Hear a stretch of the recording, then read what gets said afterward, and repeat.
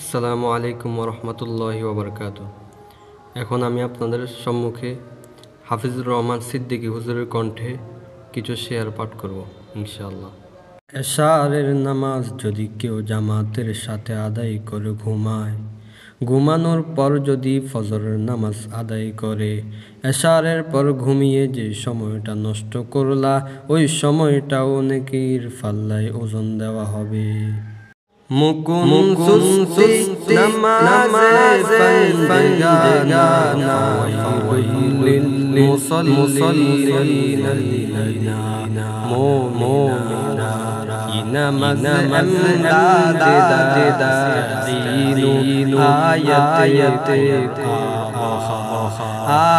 আয়াতে কদ আফলাহা ইয়াকুম কুনদানি